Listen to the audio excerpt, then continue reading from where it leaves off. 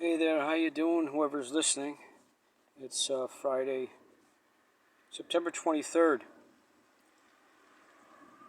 I tried a little earlier to make a more professional video to get my point across in case somebody is listening out there that I might be able to be helped to.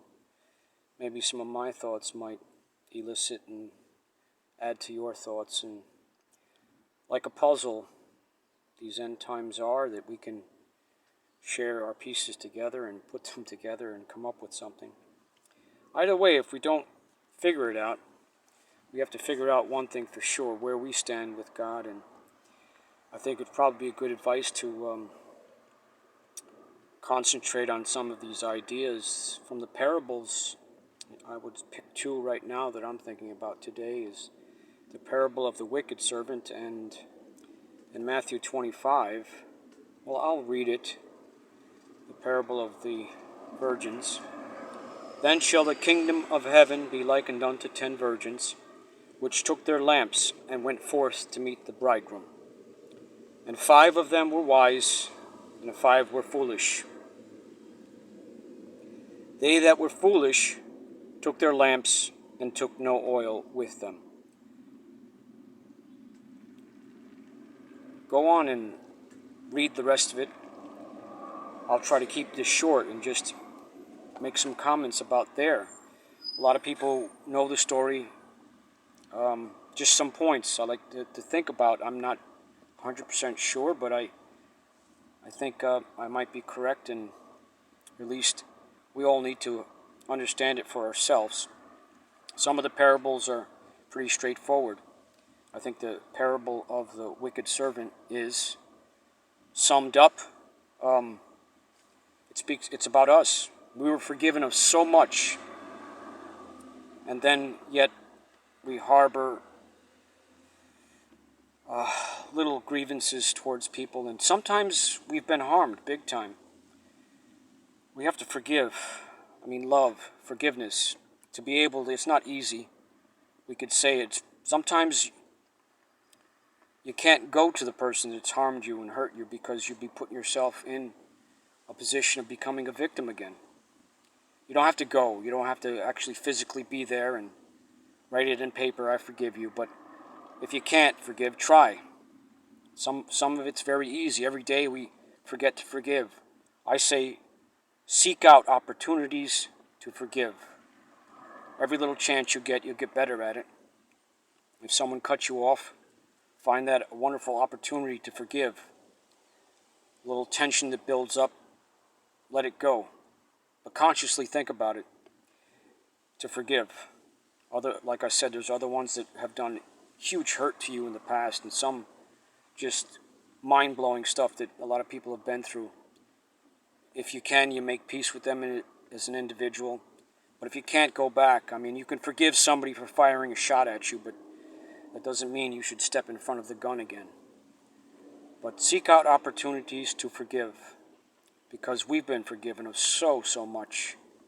So crazy amounts of things that we don't even realize that we've sinned against God on a daily basis. Left out to forgive, left out to show love. How many bums have we walked past, laying on the ground, smelling of urine and feces? Remember Lazarus? The dogs came over and licked his sores.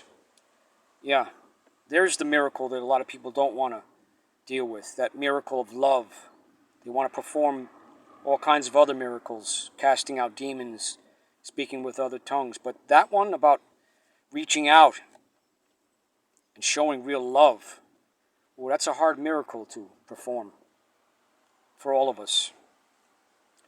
The 10 wise and 10 foolish virgins. I would understand that they are virgins, meaning that they have been engaged to the bridegroom. I would imagine that means if you're saved, that's us. 5 of them were foolish, and in the end, they weren't allowed to enter. I don't know. That's a pretty scary thought. I don't know exactly, but it's up to each one of us. We're born alone, even if we're a twin, and we die alone, even if the room is full. It's up to us to decide. seeking out your own salvation, work out your own salvation, with fear and trembling. Doesn't mean try to get saved. It means it's your salvation. It's between you and God. You're saved. Get your relationship straight with Him. Now, at first glance, at the beginning of this thing, I'm thinking about the 10 virgins. They went to meet the bridegroom coming up this weekend. A lot of people I see on the internet are talking about they know for sure September 26th. There's just so many things that are pointing to this weekend that are really profound, and it is very possible that Christ could be returning. But for those 5 foolish virgins that are running out to a joyous occasion and not counting the cost, because it says at the end that the bridegroom was in fact delayed. Christ may delay His coming, although it seems obvious He's coming. He may delay out of mercy for the other lost souls around us. Where are you going to be if He delays? What if it turns out to be February, April of next year? What happened when September 26th came around? You weren't prepared for that. You ran out of the house with your oil and not enough on the side to make it. Now, whatever that journey is back to reality, to repent for your foolishness, now you have no oil in your lamp at all. It's a dark journey back. You ever run through the woods with no light? You could be running into trees, banging your head, run off a cliff. Yeah, so it's a dangerous situation to be in. Figure out what it means for you. If you're saved, God bless you. And look up.